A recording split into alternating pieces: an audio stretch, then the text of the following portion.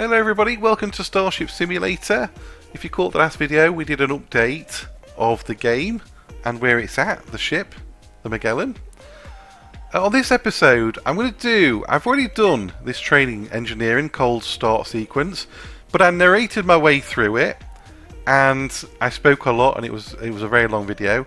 I'm going to do it again because we had some questions in the last video about the actual start sequence. So I'm going to do it again, but I'm not going to talk throughout it. I'm not going to narrate. So I'm just going to play through the game as intended. So let's jump into that right now. We'll get started. And yeah, enjoy the non-narrated walkthrough of the Magellan cold start.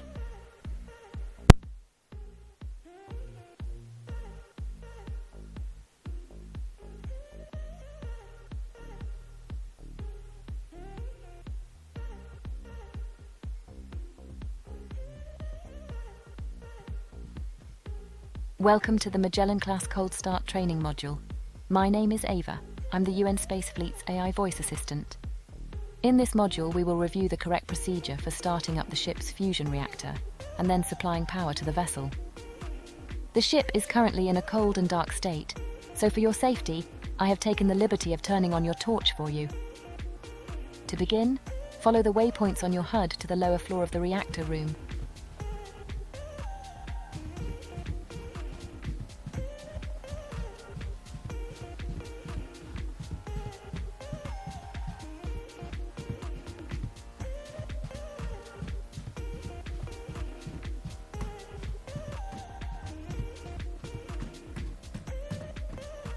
As you can see, the reactor is offline, and none of the ship's systems are powered. Our first task is to provide power to the engineering decks, so let's make our way to the start capacitor's room. Follow the waypoints on your HUD to the startup distributor.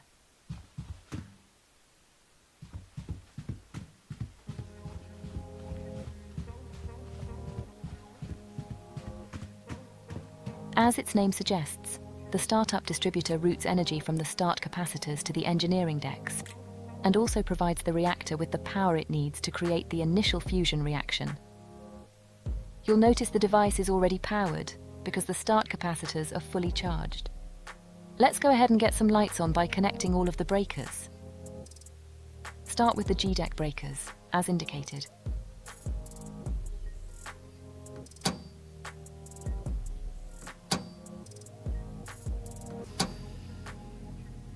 And now the F-deck breakers.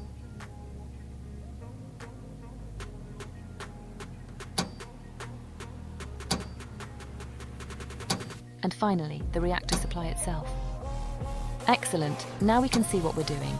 You can go ahead and turn off your torch by pressing T. The reactor controls should now be online, so let's walk back to the reactor room and take a look.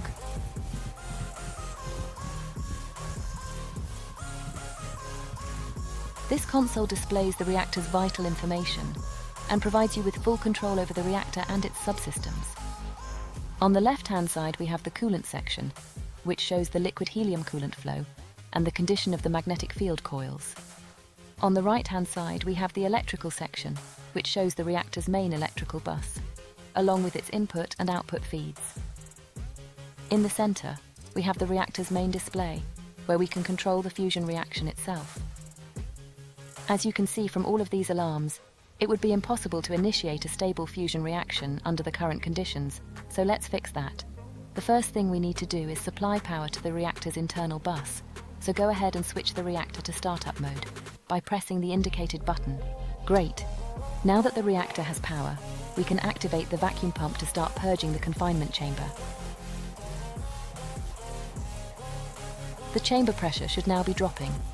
To sustain a fusion reaction, we need an internal pressure of less than 10 nanopascals.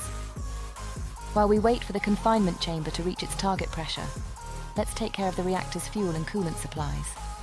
Exit the reactor room via the door behind you, and follow the waypoints on your HUD to the cryogenic storage room.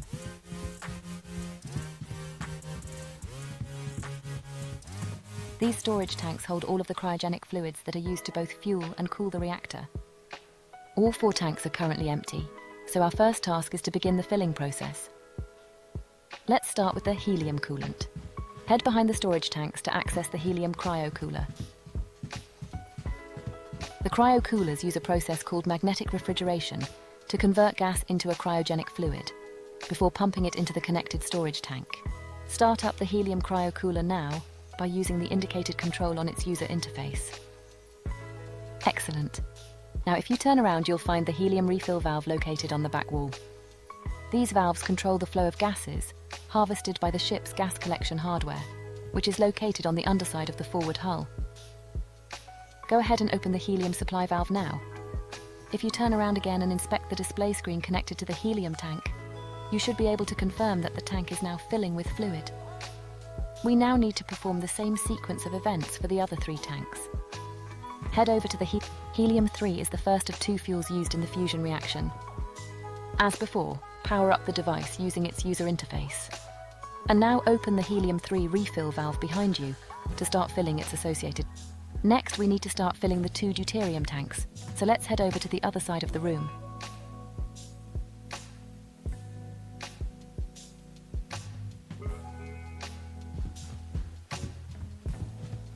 Deuterium, also known as heavy hydrogen, is the second of the 2 fusion fuels. We store double the amount of deuterium compared to helium-3 because deuterium also fuels the reactor's neutral beam injectors. As before, turn on the first deuterium cryo-cooler. And now the first deuterium refill valve behind you. Next, turn on the second deuterium cryo-cooler.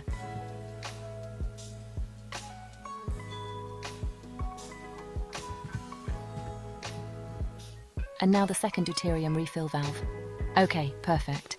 All 4 storage tanks should now be filling with cryogenic fluids. For our next task, we now need to engage the cryo pumps in order to start supplying the reactor with everything it needs. Make your way around to the other side of the tanks and locate the deuterium tank outflow valve. Open the deuterium outflow valve to begin supplying fluid to its connected cryopump. Next, power on the pump itself using the button indicated on its user interface. Excellent. That's half of the fuel mix taken care of. Now head over to the helium-3 tank outflow valve so we can complete the fuel supply. As before, begin by opening the helium-3 outflow valve. And now engage the helium-3 cryopump. Perfect. All we have to do now is take care of the coolant flow. Head over to the helium tank outflow valve. Now open the helium outflow valve. And finally, power on the helium cryopump. There we go. The reactor is now being supplied with all the fuel and coolant it needs. Follow the waypoints back to the reactor room, where we have just a few more valves to open.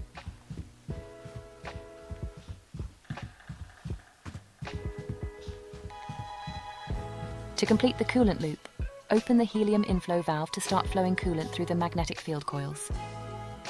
Now make your way around to the opposite side of the reactor to complete the fuel supply process. First, open the deuterium inflow valve.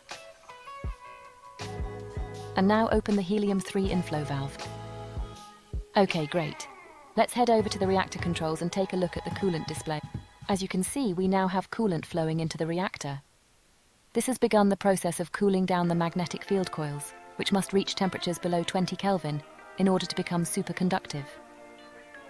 Once the coils have reached their target temperature, you will be... Okay, the temperatures look good. You can now power up the field coils. With a solid vacuum established, the field coils powered up, and fuel flowing into the reactor, you are now free to initiate the fusion reaction.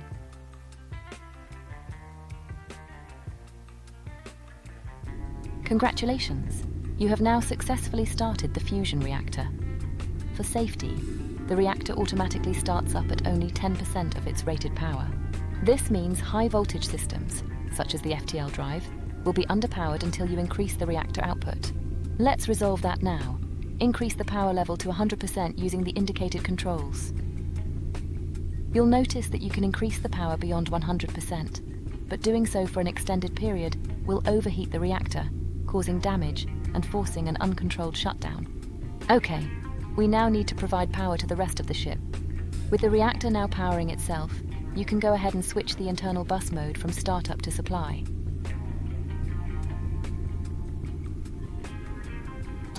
Perfect. If we now head around to the opposite side of the reactor output distributor should now be powered up. This device distributes the reactor's output to the ship's high voltage systems, which are in fact the only systems powered directly by the reactor. The rest of the ship is powered by 48 individual battery arrays, which we now need to begin charging using the reactor's output. Go ahead and connect all 5 of the output breakers here.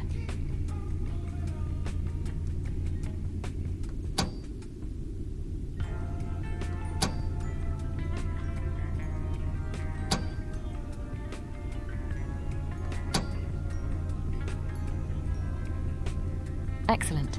If you turn to your left, you'll see the 5 high voltage distributors are now coming online. Head over to the main battery distributor. This device takes the high voltage reactor feed and distributes it to each of the 8 battery rooms on F deck. Go ahead and connect all 8 output breakers.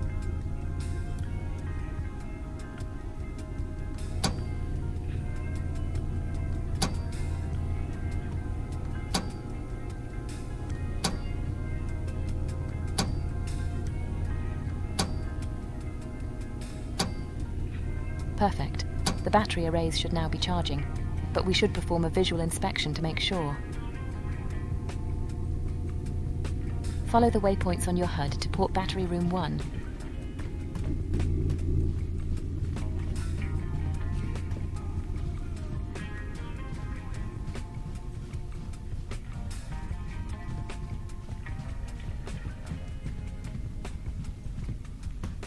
The electrical supply on Magellan-class starships is divided into 4 isolated quadrants: forward, aft, port, and starboard. For increased redundancy, each quadrant is powered by 2 physically isolated battery rooms just like this one. Should the battery arrays in one room cease to function for any reason, the arrays in the second room will continue providing power to that particular quadrant. Similarly, power to one quadrant can be lost entirely, without impacting the supply to the remaining 3 quadrants. Okay, let's take a look at one of the individual battery arrays. On the left-hand side of the user interface, you have controls for managing the input and output breakers. And in the center, you have controls and information relating to this array's 10 solid-state battery cells. If we did everything correctly, all of the cells should now be slowly charging up. For the next step, we now need to connect each of the 8 battery rooms to the ship's electrical grid. This task will take us into the ship's labyrinth of maintenance tunnels, so be sure to watch your head. Follow the waypoints on your HUD to port battery aggregator 1.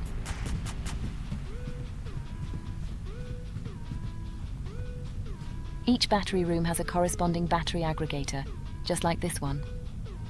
These devices perform load balancing and also combine each room's 6 individual battery arrays into a single high voltage feed. Go ahead and connect the output breaker now, which will connect this set of battery arrays to the ship's electrical grid. Okay, 1 down and 7 more to go. Next, head over to port battery aggregator 2. As before, connect this aggregator's output breaker. That takes care of the port battery rooms. Let's make our way to the forward quadrant next.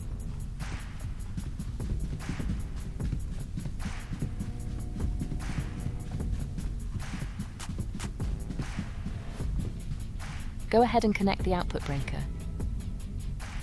And the same again on forward battery aggregator 2. Okay, onwards to the starboard quadrant.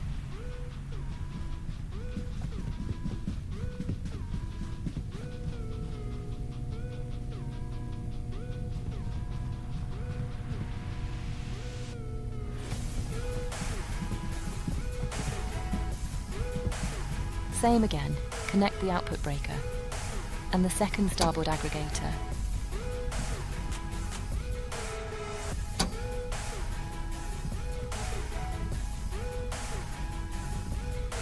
Almost done, just the aft quadrant to go.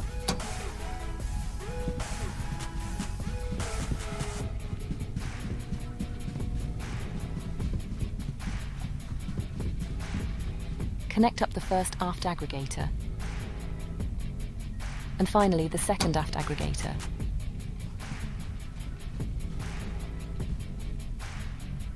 Okay, perfect. All 48 of the ship's battery arrays are now connected to the electrical grid. All we have to do now is supply power to the ship's remaining decks, and then perform a few cleanup tasks. We can do most of that from the reactor room, so let's head there now. Follow the waypoints on your HUD to the forward deck distributor.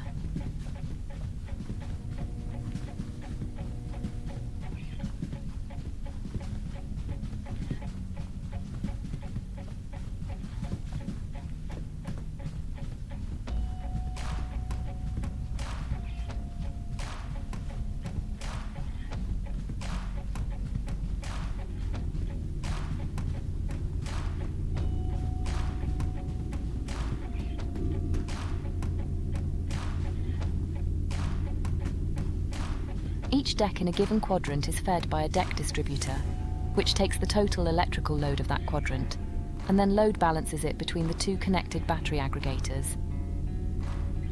Go ahead and connect the output breakers for all 7 decks in this quadrant.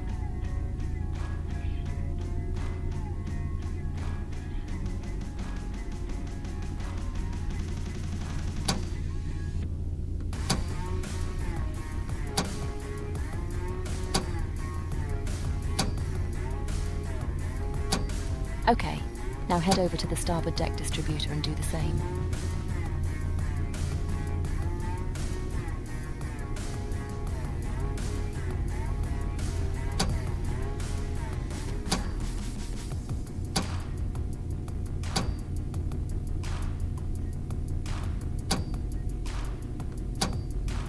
And now the aft deck distributor.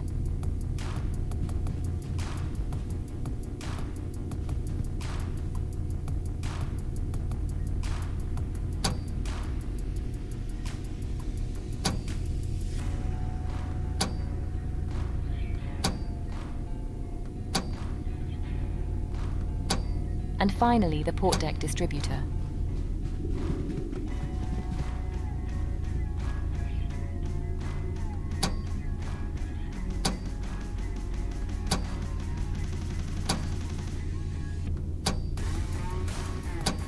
Perfect.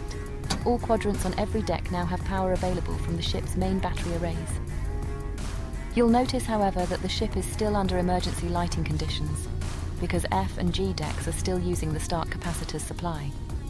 To resolve this, we simply have to switch the 4 quadrant distributors on F and G decks over to the main battery feed. Head over to the G deck forward quadrant distributor. Each deck has 4 of these devices, 1 for each quadrant. They are fed by the corresponding deck distributor. Go ahead and switch this quadrant over to the main battery feed. That's better. Now we can really see what we're doing. Now head over to the starboard quadrant distributor and do the same. And now the aft quadrant distributor. And finally, the port quadrant distributor. That's G deck taken care of. Let's do the same for F deck. Head upstairs to the F deck forward quadrant distributor.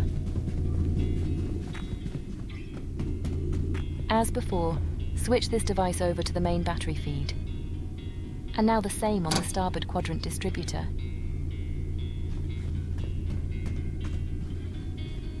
And again on the aft quadrant distributor.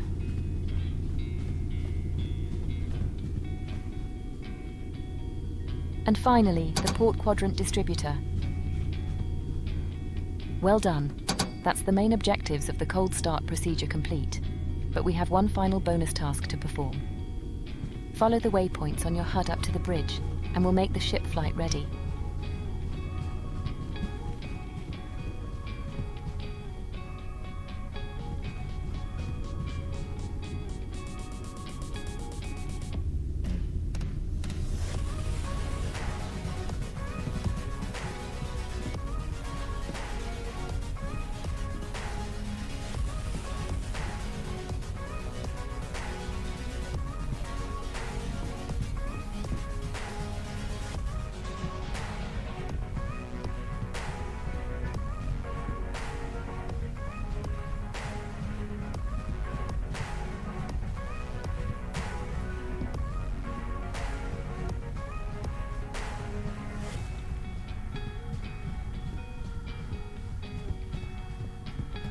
The lights and bridge systems are still turned off, so let's bring everything online.